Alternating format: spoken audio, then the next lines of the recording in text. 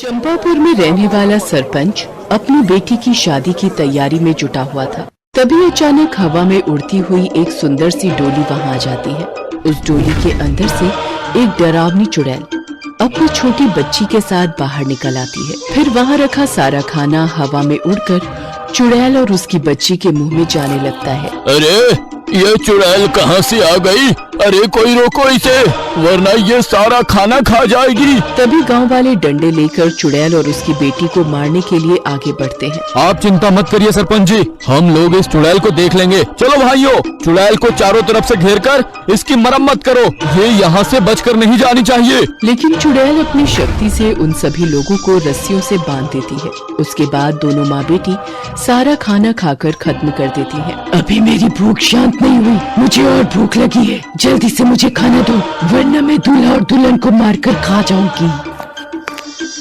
नहीं नहीं चुड़ैल जी, ऐसा मत करिए। हमारे गोदाम में बहुत सारा अनाज रखा है, तुम जाकर सारा अनाज खा सकती हो। बस मेरी बेटी और दामाद को कुछ मत करना। उसके बाद चुड़ैल अपनी बेटी को लेकर सरपंच के गोदाम में चली जाती है और देखते ही देखते वहाँ रखा सारा अनाज खा लेती है। फिर चुड़ैल अपनी बेटी के साथ वापस डोली के अंदर बैठ जाती है और वो डोली हवा में उड़ती हुई आसमान में गायब हो जाती है। फिर कुछ दिनों बाद नैना नाम की लड़की अपनी सहेलियों के साथ जंगल में पिकनिक मनाने जाती है। नैना अपनी सहेली रोशनी के साथ जंगल की सैर करने लगती है। तभी उन दोनों को झरने के किनारे चुड़ैल की वो सुंदर सी डोली दिखाई देती है। डोली के ऊपर तरह तरह की सोने की नक्काशी बनी हुई थी, साथ ही उस पर खूबसूरत हीरे भी जड़े थे। नैना एक लालची लड़की थी, वो फौरन डोली के पास पहुंच जाती है। क्या बात है, इतनी सुंदर डोली तो आज से पहले मैंने कभी नहीं देखी। इस पर तो ढेर सारे सोना और हीरे जड़े हैं। चल रोशनी, जल्दी से ये सारा सोना और हीरे निकाल कर अपने बैग में भर लेते हैं। हाँ तूने सही कहा, उसके बाद हम दोनों अपने लिए ढेर सारे खूबसूरत गहने बनवा लेंगे। लेकिन तभी डोली के अंदर सो रही चुड़ैल की बेटी जाग जाती है। डोली से बाहर निकलकर नैना और उसकी सहेली को चेतावनी देने लगती है। तुम दोनों इसी वक्त यहाँ से चली जाओ, अगर मेरी माँ आ गई तो तुम दोनों का बहुत बुरा हाल करेगी। अरे ये तो एक चुड़ैल की बेटी है, लगता है ये डोली किसी खतरनाक चुड़ैल की है। हमें यहाँ से भाग जाना चाहिए, वरना अगर सच में इसकी चुड़ैल माँ आ गई तो हम दोनों नहीं बचेंगे। तू घबराती क्यों है? इस वक्त वो चुड़ैल यहाँ नहीं है, और वैसे भी ये चुड़ैल की बेटी बहुत छोटी है, ये हमारा कुछ नहीं बिगाड़ सकती। चल जल्दी से हीरे और सोने निकाल कर बैग में डालना शुरू कर दे। ये देख चुड़ैल की बेटी को बहुत गुस्सा आता है। अच्छा तो तुम दोनों सीधी तरह नहीं मानोगी, अभी तुम दोनों को मजा चखाती हूँ। उसके बाद चुड़ैल की बेटी अपने नुकीले दांतों से नैना और रोशनी के पैरों को काटने लगती है। फिर वो दोनों सहेलियां धड़ाम से जमीन पर गिर पड़ती हैं। तभी चुड़ैल की बेटी झपट कर उन दोनों के चेहरे पर अपने नाखून मारने लगती है। चलो जल्दी से यहाँ से भाग जाओ, वरना मैं तुम दोनों की जान ले लूंगी। अरे ये तो बहुत गुस्से में है, लगता है ये हम दोनों की जान लेकर ही रहेगी। हाँ तूने सही कहा, इस दूध पीती चुड़ैल की बच्ची ने हमें बहुत परेशान किया है। ठहर जा, मैं अभी इसकी अकल ठिकाने लगाती हूँ। इतना कहकर नैना अपने बैग से बड़ा सा चाकू निकाल कर चुड़ैल की बेटी पर वार करने लगती है और उसे बुरी तरह घायल कर देती है। उसके बाद वे दोनों सहेलियां चुड़ैल की बेटी को रस्सियों से बांध देती हैं। फिर वो दोनों सहेलियां डोली पर लगे हीरे और सोने निकाल कर अपने बैग में डाल लेती हैं। लेकिन तभी उनके बैग में आग लग जाती है और सारा सोना और हीरे गायब हो जाते हैं।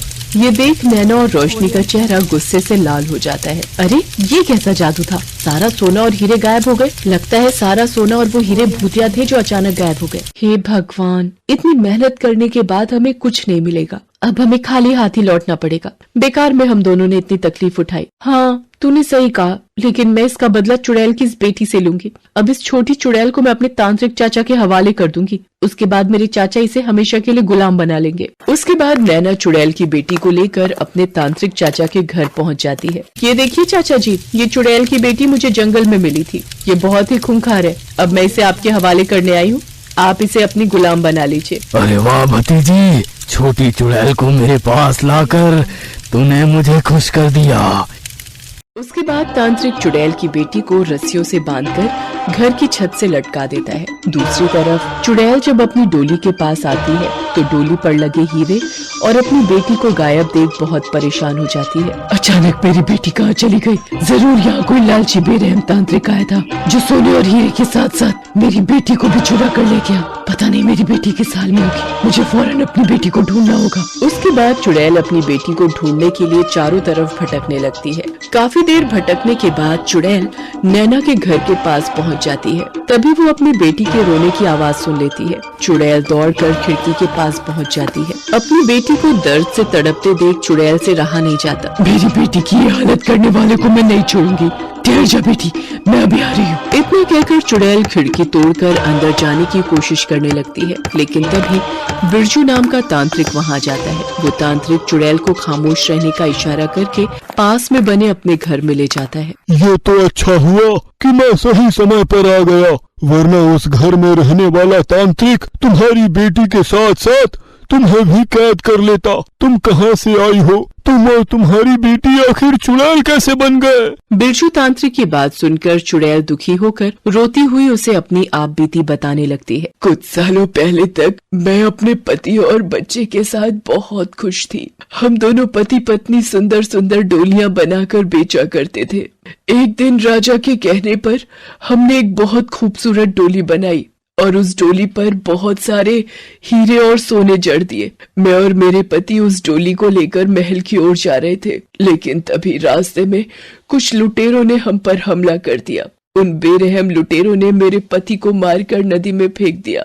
फिर जालिमों ने मुझे और मेरी नन्ही बच्ची को डोली के अंदर कैद करके जिंदा जला दिया। कुछ दिन बाद मैं और मेरी बच्ची चुड़ैल बन गई। फिर चुड़ैल बनने के बाद मेरी मानसिकता भूतिया हो गई और मैं इंसानों से नफरत करने लग गई। सच में बहन, तुम्हारे साथ बहुत बुरा हुआ, लेकिन तुम फिक्र मत करो। मैं आज रात ही तुम्हारी बेटी को उस दुष्ट तांत्रिक के कैद से आजाद करवाऊंगा। फिर रात होते ही बिरजू तांत्रिक नैना के घर में दाखिल हो जाता है। नैना आराम से बिस्तर पर सो रही थी। दूसरी तरफ उसका चाचा जमीन पर बिछी चटाई पर सो रहा था। बिरजू तांत्रिक दबे पांव चुड़ैल की बच्ची के पास पहुंचता है और उसकी रस्सियां खोलकर उसे आजाद कर देता है। उसके बाद बिरजू तांत्रिक चुड़ैल की बच्ची को गोद में उठाकर घर में चारों तरफ भूतिया राख छिड़क देता है। जैसे ही बिरजू तांत्रिक चुड़ैल की बच्ची को लेकर घर से बाहर निकलता है, तभी नैना के घर में आग लग जाती है। उस आग में नैना और उसका तांत्रिक चाचा जलकर मर जाते हैं। ये लो चुड़ैल बहन, मैं तुम्हारी बच्ची को बचा कर ले आया। अब तुम्हारा यहाँ इंसानों के बीच रहना ठीक नहीं है। मैं तुम्हें और तुम्हारी बच्ची को शैतानपुर भेजने का इंतजाम कर देता हूँ। तुम दोनों वहाँ सुकून से रहना, वहाँ तुम्हें कोई तकलीफ नहीं होगी। उसके बाद तांत्रिक चुड़ैल के लिए एक डोली तैयार कर देता है। फिर चुड़ैल अपने बच्चे के साथ डोली के अंदर बैठ जाती है। उसके बाद तांत्रिक मंत्र पढ़ना शुरू कर देता है और वो डोली हवा में उड़ती हुई शैतानपुर चली जाती है।